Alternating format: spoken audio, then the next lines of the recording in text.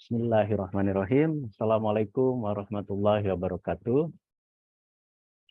Alhamdulillahirabbil alamin. Thanks God that today we are going to lecture about the English for tourism subject.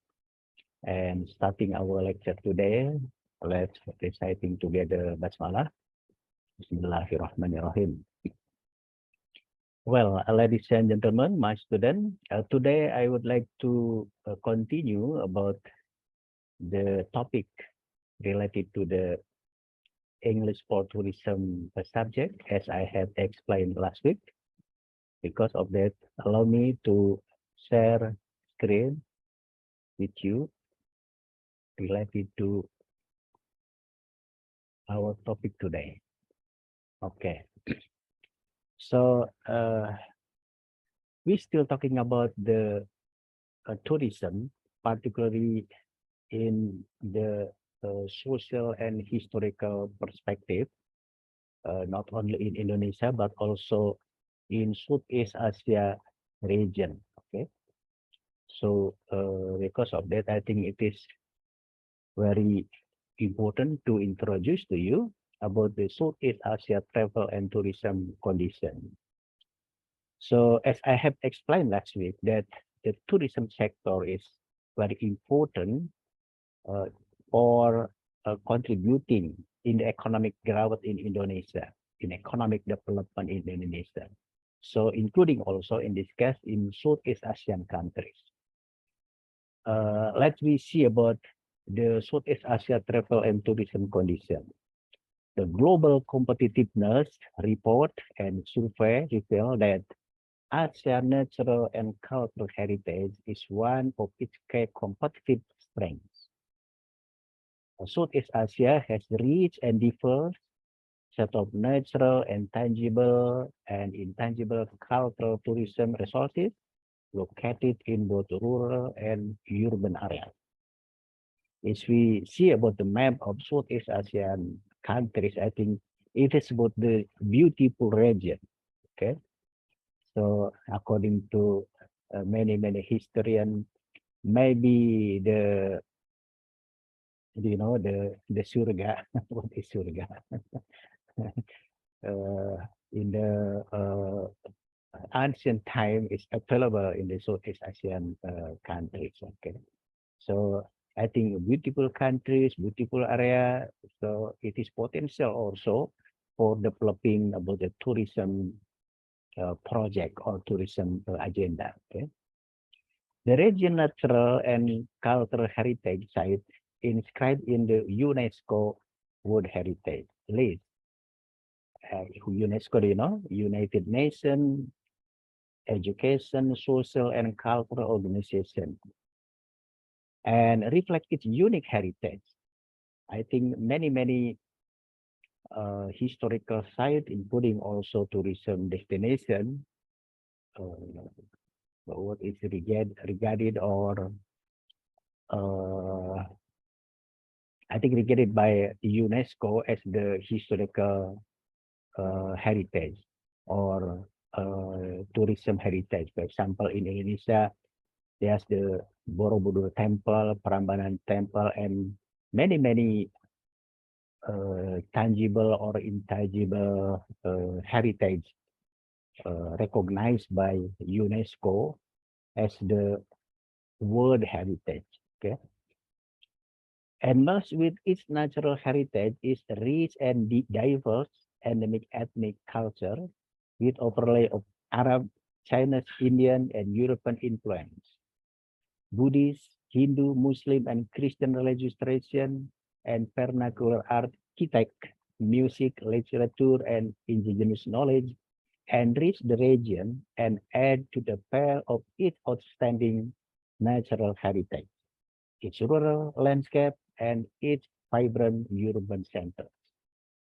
As we know that if we talk about also about the history of Indonesia since early period until currently, we have the three civilization wave, In the early period, there's the Hindu and Buddha civilization. And then in the second period, there's the Islamic civilization. And in the last period is the modern civilization, particularly the Western civilization, because Indonesia and other Southeast Asian countries occupied or colonized by the Western countries.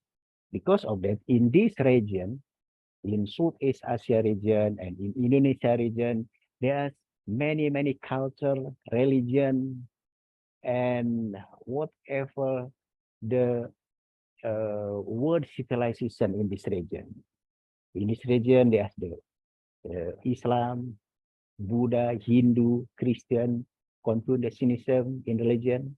Okay, there's also many civilization from India, from Arab, from China, from Western, and others. So this is the diverse civilization, the diverse culture heritage in Southeast Asia, including also Indonesia. And if we see about the map of Southeast Asian countries, I think Indonesia is the large countries. I think more than 50% about the Southeast Asian countries territory is Indonesia. Okay, not only in the size of territory, but also in the amount of population. You know how many population of Southeast Asia now? I think 600 million. 600 million. Let me see about the population of Indonesia. 280 million. Okay, so I think 50% of population of Southeast Asia is Indonesia. Okay, because of that, I think in developing about the tourism sector also it is very important because Indonesia is a large country. Southeast Asian country said that Indonesia is the big brother. Big brother here is not only in the size of territory but also in the big of population. Okay, but let me see about the data. Our tourism sector. Okay, it is very interesting. Although Indonesia is the big country, not only in the size territory, but also in the population, including also I think in the tourism destination. There's many beautiful places in Indonesia, but unfortunately, based on the data from United Nations World, I think maybe travel organization, okay, from 2019 and 2021, it is very interesting that the amount of visitor or tourist visitor in Southeast Asian countries, number one is not Indonesia, but Thailand. Okay, let we see about the 2015 and 2020. Thailand, 29 million tourists comes to Thailand, and in the pandemic era 2020, it is because the drop became the 9 million tourists visiting the Thailand. Number one in Southeast Asia. Number two, also not Indonesia, but Malaysia. Okay, but Malaysia, I think it is the little country with the size of population just 30 million. Let's say comparing with the West Java. West Java province, the population is 60 million. So 2 times from the Malaysian countries. But in the tourist visitor, Malaysia is number 2 in Southeast Asia. In 2015, 25 million tourists visiting the Malaysia. And in the COVID-19 pandemic, the tourists visiting to Malaysia is 4 million. Indonesia number 3. Okay, number 3 in 2015, just 10 million. And in the COVID-19 pandemic, There has decreased, became the 4 million. So if we comparing with the size in territory, size in population, including also there's many beautiful places in Indonesia, but in the tourist visitor, Indonesia is not number 1, but number 3. Okay, maybe you can find out about the answer why the tourist visitor in Indonesia defeat by the Thailand as number 1 or Malaysia as number 2. Okay, so please, what the cause and effect? What the factor that many tourists from abroad not want to come to Indonesia as the big country, as the beautiful country? There's many tourism destination in Indonesia, but number 1 is Thailand. Thailand, I think the population is just 60 million, similar with the West Java population. Okay, but Thailand is number 1 in tourism. Malaysia is number 2. Indonesia just number 3. Vietnam number 4. Okay, and then Singapore is state city, negara kota, city state. just 15 million the population. The Jakarta is 19 million. So I think Singapore is a little, according to President B.J. Habibie, Singapore is red dot, titik merah in Southeast Asian map. Okay, so but number 5 in amount of tourist visitor to this country. Okay, so this is become the big question why the tourists from abroad comparing with other countries in Southeast Asia is small coming to Indonesia comparing with other countries. Maybe you have the answer. Okay, and of course, because there's the COVID-19 pandemic, and in this case, based on the data, Indonesia is number 1 in, because the population is big. Because of that, it is normally, if in the confirmed COVID-19 cases and that in ASEAN, Indonesia is number 1. But in tourist visitor, it's number 3. Okay, but in COVID-19 cases is number 1. And this is not only COVID-19 pandemic impacted to the tourism sector in Indonesia, but also in other countries, as I have mentioned earlier. Okay. Okay, so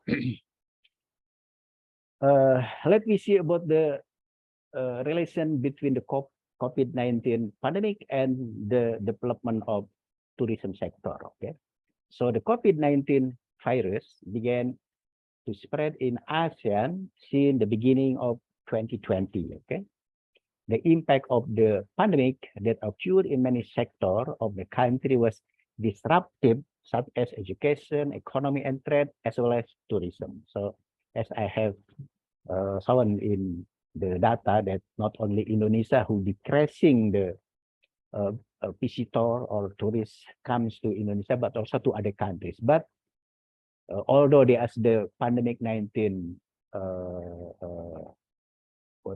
virus, Indonesia still number 3, not number 1. Number 1 is still Thailand, Malaysia, and Indonesia. Okay, so we are interested in this topic because countries in ASEAN, especially Indonesia, are countries that are famous for their natural beauty.